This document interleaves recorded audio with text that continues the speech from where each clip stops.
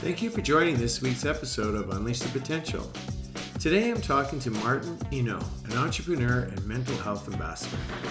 Join us as we talk about his journey as a music festival producer, doing shows like Coachella, and how he's applied and created his knowledge and skills to advocate for mental health awareness and help others through this pandemic time. Please enjoy the show as much as I did, and thank you.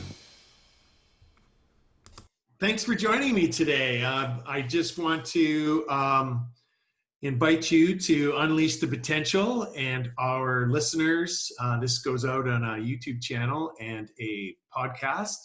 And I wonder if you could introduce yourself to the audience. Hi, thank you for having me. I'm Martin Enault. I'm an entrepreneur and mental health ambassador. For the last 12 years, mental health has been in the core of my life, but also I've been working in the music and technology and entertainment industry my entire life. So how did you get to being an entrepreneur and putting music and mental health together? Well, quite frankly, I think you have to be a little insane to produce music videos and shows in a way, because everyone thinks of an easy way to make easy money, but quite frankly, you have to risk everything all the time. But and I've seen so many people struggle with mental health in the event world over the years, but not necessarily being able to speak up about it. So I figured that having had to deal with anxiety, depression myself my entire life, and now even being diagnosed with bipolar disorder, I felt that it was important for me to open up to let other people speak up, because in reality, when you're working on a show and you're working 20-hour days through days and days and even weeks at times, and you never take a day off, the huge adrenaline rush that you get helps you feel good regardless of how low or high you are in general with your overall mental health state. But after the show, when it all crashed down, when you finish and you look around and you went from being surrounded by 400 people to being alone at home and not knowing what your next gig is going to be, is massive high and lows that people in the music industry are feeling. And because most of the industry is contractor based, most people don't have health insurance or ability to get services. So very quickly in my career, I've realized that it was important to open up myself and inspire other people to get help in the industry as well. So I guess what you're saying is being vulnerable about how you were feeling actually created opportunity. It certainly did, and I've said many times that speaking up about mental health never created negative problems in my businesses or my personal life. It's actually created a massive positive one. And even in business, when employees know that I'm involved in mental health, they feel more open, they feel more inclusive. It helps staff retention, helps staff recruitment, because people want to work in a positive workplace and one that actually has mental health at the forefront. I think mental health is like the iceberg. You only see the top part, but the population is affected in a bigger way than we even understand. And so I commend you for doing this. So how does the music play into like the services you offer as an entrepreneur? Well, I've went through different phases of my career around the entertainment industry in the business industry, and I started as producing small concerts. I then spent a few years working in the ticketing world, and ticketing for major shows and festivals around Canada and elsewhere around the world, and then produce exhibitions like Bodies and Titanic, and then had an idea of how to use technology in a more meaningful way in the event world, and develop RFID technologies enabling to provide access control and cashless and social media activations for large festivals. So from 2009 to 2012, I was going around festivals like Coachella, Bonnaroo, Tomorrowland, Lollapalooza, and many, many more, installing and helping them create a secure environment and being part of their team, looking at how to plan the festival, and how people are going to move in and out of it and such. And quite frankly, burned myself out completely doing that because the eye of having a business that I co-founded, going from nothing to having the top festivals in the world as client almost instantly, like within 6 months of having done our first event, we had signed on Coachella and Bonnaroo as clients. So it that massive win, and being surrounded by music all the time, being surrounded by the top talent in the world, and I mean it's a pretty cool workplace when you're setting up equipment. You have Santana doing a sound check, and like it's just exhilarating, and everyone feels part of the journey. But again, started working nonstop, literally nonstop, sleeping a few hours here and there, and just working, working, working, and burnt myself out physically and mentally to the point of having a massive concussion, not dealing with it for a while, and then at one point my physical and mental health had crashed down, and it's at that point I realized that you can't do a job regardless of how fun and how inspiring it is, and how creative, and especially in 2009, 10, 11 in the United States, like a lot of kids were so depressed by the financial crisis, and for them to have access to these events was kind of the highlight of the year, so you could see joy and joy and joy around you. But regardless of the amount of joy you would see around you, if you're yourself in a mental and physical position that you can enjoy it, then there's no point in doing it. Right. Right. So now we're in the great pause. So you have a lot of value to add because we're not going to events and we're not, um, we're just, the market is still there. People still want to go, but we probably can't for quite a while. So how are you adapting or helping others adapt? It's definitely an interesting timing when I work for 5 years with the conference C2 Montreal and C2 International, producing large scale business conference around the world. After that, I joined Felix and Paul Studio for about almost a year and a half. I finished with Felix and Paul Studio at the end of February, not expecting the world economy to stop instantly because of the pandemic. I mean, I I had friends in Asia telling me, watch out, like something's coming up, but I don't think anyone ever expected that 50% of the world would be in self-isolation at home. And that took everyone by surprise, and myself included. So I had some ideas of changes that we should be doing in mental health, and I figured why not use a few months to put my time and energy on mental health, which I ended up doing, but differently than I expected. I mean, initially. I've been saying for a long time that banks, insurance companies, and investors need to change their understanding of mental health. Like it's not normal that we don't have KPIs of how humans are doing mentally and physically in a business when an investor or a bank invests.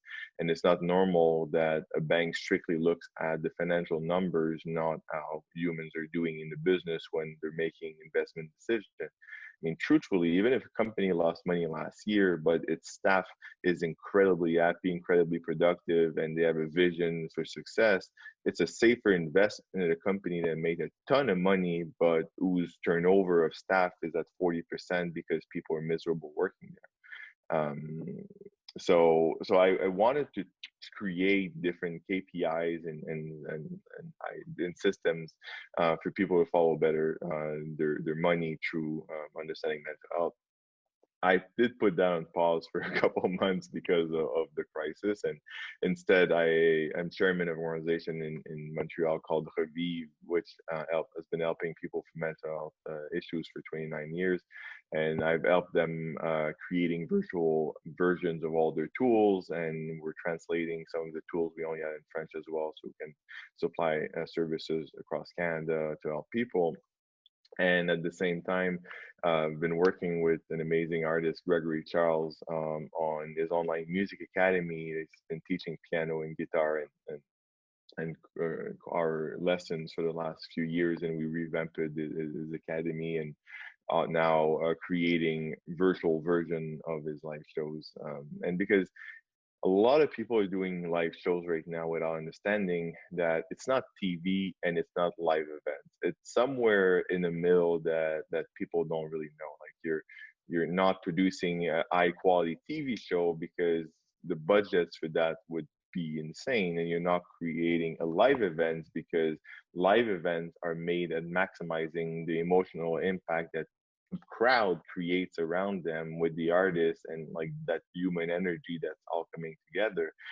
And so you need to find the happy medium in the middle. So I've been spending a lot of time understanding how can you create strong human emotion in a live event without having the crowd, without the artist being live with you, and without going full on the TV route. Wow. Wow. Yeah, that's but I think we were talking about this before. Technology is going to help us get there. And do you have some kind of ideas what the future may look like with events? Because let's just take the reality that we live in today. We don't understand the future too much. We need some kind of treatment or vaccine to manage our risk as humans, because now humans are the risk event. So, do you have any ideas of what things may look like in 5 years for you, based on all the work you're doing? I mean, I think for me personally, the next 5 years, I don't think I'll be working and producing that many events by choice as well. Like I've decided, even in my years at C2, that doing events, working every night and every weekend was not good for my own mental well-being. And I've won many awards as an event producer, but for me, the best award I've had was being able to feel better personally, mentally, and physically by not pushing myself so much. um, I do think that what's happening now will bring more people to see technology differently. We don't have the right tools right now to see concerts and events virtually. I think once 5G kicks in and virtual reality and augmented reality mesh in together, because difference with VR and AR is really opacity. If you have an augmented reality glass that has 100% opacity, then you can create VR type experiences. And the edge computing that comes with 5G will enable you to view more content for cheaper. And I think a lot of the upcoming changes in the next 5 years will make it more comfortable for people to engage remotely. In a positive of that, I think people will expect more live experiences that mesh technology as a way to enhance the experience without technology being the showcase. Like too many people, when they do things with VR and AR, expect that to be the showcase. It should be a tool or like a hammer that you use to create a better experience. And I think once the immersive technology mature, broadband matures, 5G matures, and all of it comes together, we'll be able to create live events that really blur the line between what's real and what's not real. Disney's always been leading the effort in creating elements that blur the line between what's real and what isn't. And I feel we'll be seeing a lot more of that, and we'll be able to experience a lot more of that at home, and doing so with less equipment. Like I don't see VR catching up with having bulky headsets that you put in your face. I see it catching up when you have glasses like this that you can share the experiences with your friends and family around you, and all collaborating, creating a more engaging experience.